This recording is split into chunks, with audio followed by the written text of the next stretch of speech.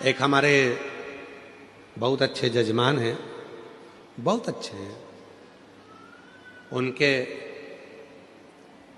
4 लड़के हैं, 2 विदेश में रहते हैं, 2 इंडिया में रहते हैं, भारत में, और बड़े बड़े शहर में रहते हैं। और हमारे जजमान ब्यावरा के पास में रहते हैं। तो हमने उनसे कहा कि अब तुम बुजुर्ग हो गए हो दोनों, तो बेटों के पास क्यों नहीं चले जाते?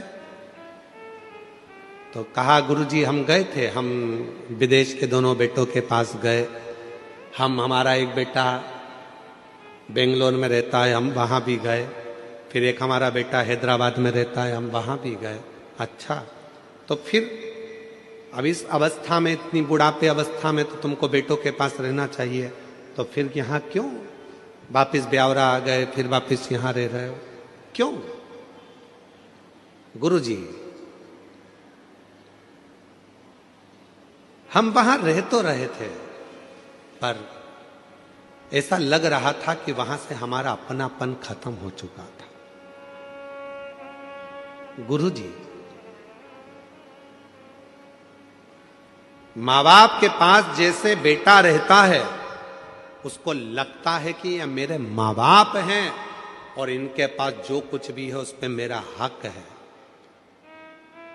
जैसा बेटा रहता है अपने माँ बाप के पास में और उसको लगता है कि ये मेरे माँ बाप है और उनके पास जो है उस पर मेरा हक है।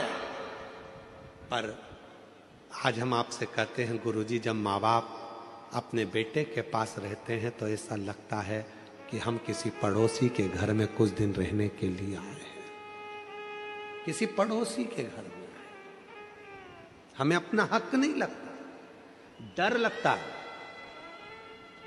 सामान तेज गिर गया, बेटा जाग कर आएगा कुछ कह देगा, पानी ज्यादा गिर जाएगा तो बहू कुछ कह देगी, कुछ कहूंगी तो पोता पोती कुछ कह देंगे, डर सा रहता है। इसलिए गुरुजी हम उनके पास नहीं, अपने गांव में ब्यावरा के पास में रहते हैं, 2 रोटी बनाकर खा लेते हैं।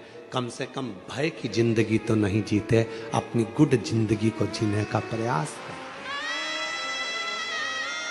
क्यों हो रहा है? किस लिए हो रहा है?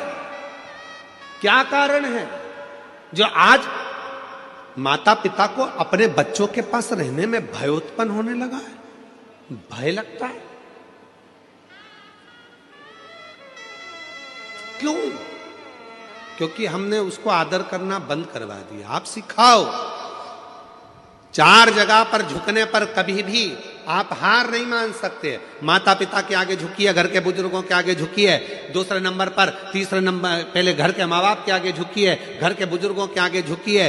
अपने अगर विवाह हुआ है, पति है, उसको भी प्रणाम करिए। और परमात्मा जिसको तुम भजते हो, जिसको तुम स्मरण करते हो, जपते हो, उसको प्रणाम करने में पीछे मत हटो। और एक बात और अपने अंदर उतार कर रखिए, किसी से गुरु मंत्र लो मत लो।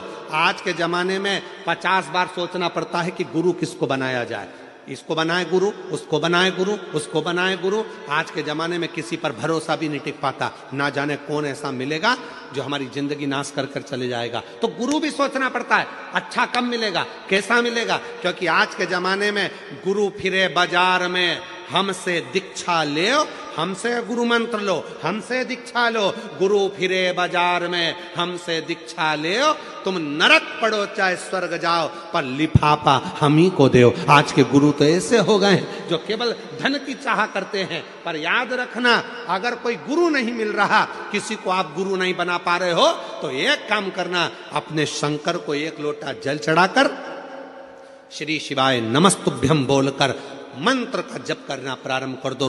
शिव को गुरु बना लो, वो शंकर तुम्हें पार लगा देगा, वो शिव तुम्हें पार लगा। शिव को गुरु बनाओ, प्रणाम करो, माता पिता को प्रणाम करो, घर के बुजुर्गों को प्रणाम करो, पति को प्रणाम करो, परमात्मा को प्रणाम करना चाहिए।